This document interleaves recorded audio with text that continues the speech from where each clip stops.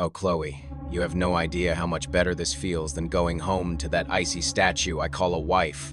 I stared at the high-definition monitor in my private darkened lounge, the blue light reflecting off my cold, unblinking eyes. Marcus Thorne, my husband of 8 years and the man I'd spent a decade building AuraTech with, was currently pressing his loyal secretary, Chloe Vane, against the floor-to-ceiling glass of our Manhattan headquarters. Marcus, be careful. The IPO is tomorrow. What if Ava finds out? She's the lead architect. She still has access to everything. Ava, that boring mole, she's probably buried in server logs or drinking decaf tea in her office. She doesn't have a romantic bone in her body. To her, I'm just another piece of hardware she needs to optimize. I watched as he pulled her closer, his hands wandering over the silk dress I had bought her for her hard work, a hardware to be optimized. Marcus forgot one thing. I built the system he was standing in, and I controlled every single node. But you promised, Marcus, after the IPO, when the money hits the accounts, you'll leave her. You'll make me the first lady of AuraTech. The second the ink is dry on those SEC filings, I'm filing for divorce. I'll kick her out with a measly settlement and she can go back to being a code monkey for some startup. You're the one who belongs by my side at the gala, Chloe. Not her. My fingers hovered over the keyboard, a measly settlement. He really thought he was the king of the empire I designed. It was time for a system-wide reboot. I clicked the icon labeled Global Broadcast and linked it to our company-wide Slack channel titled Core Values Review. Suddenly, across 3,000 monitors in Manhattan, London, and Singapore, the Core Values video was replaced by a live 4K feed of the CEO's office. The sound was crystal clear. God, Chloe, I can't wait to be rid of her. She's so predictable, so functional. I need fire. I need you. Within seconds, my phone began to vibrate. Dozens of notifications from board members, investors, and frantic HR managers. The chat room in the Slack channel was scrolling so fast it was a blur of, "Oh my God, is this real?" and "Rip I Po?" I stood up, smoothed out my Dior suit, and walked toward the executive wing. Every employee I passed was staring at their screen, then looking at me with a mix of pity and horror. I didn't need pity, I needed a signature. I reached the double mahogany doors of Marcus's office.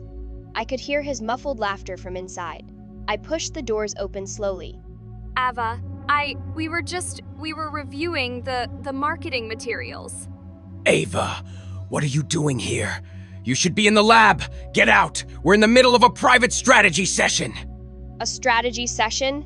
Is that what the kids are calling it these days? You might want to check your phone, Marcus. And yours too, Chloe. You're both trending. Marcus frowned, his hand reaching for his iPhone on the desk. As he swiped the screen, I watched the blood drain from his face. His eyes widened as he saw the Slack notification with 3,402 unread messages and the video thumbnail of his own back. What? What is this? Ava, did you do this? You crazy bitch! You just blew up the IPO! Do you know how much money we just lost? I didn't lose anything, Marcus. You did. You breached the morality clause in your contract and the company's code of conduct. As of 30 seconds ago, the board has voted to suspend your executive powers pending an investigation. Ava, please. It was all Marcus.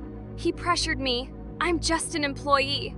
Chloe, save the tears for your LinkedIn update. You're fired. Security is already on their way up to escort you out. Don't worry, I'll make sure your personal items are mailed to you, or thrown in the East River. I haven't decided yet. You can't fire her, and you can't suspend me. I built this company. My name is Thorne. AuraTech is nothing without me. Actually, Marcus, the patent for the core algorithm is in my name. The investors are currently on a Zoom call deciding how to spin your resignation, so the stock doesn't tank to zero tomorrow. You're a liability, not an asset.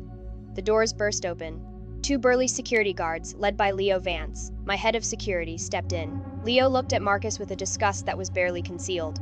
Mr. Thorne, Miss Vane, it's time to leave. Please step away from the desk. Leo, you work for me.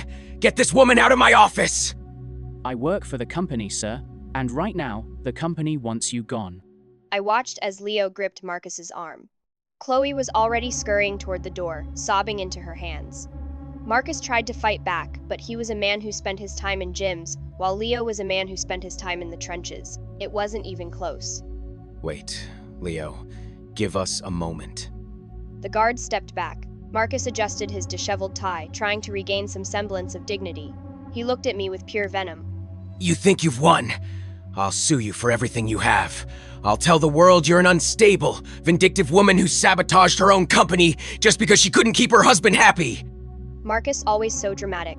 I don't want to destroy you. Not yet. I want to save the IPO, and there's only one way to do that. I pulled a single sheet of paper from my folder and slid it across the mahogany desk. It was a formal document, stamped with the seal of Blackwood and Associates. What is this? A divorce settlement? I'm not signing anything without my lawyer. It's an affidavit of professional misconduct. In it, you admit that your actions were a lapse in judgment, and that you voluntarily stepped down to focus on personal matters. If you sign this, I'll tell the board I'm willing to stay on as interim CEO to stabilize the market. The IPO will go through. You'll keep your shares, for now. And if I don't sign?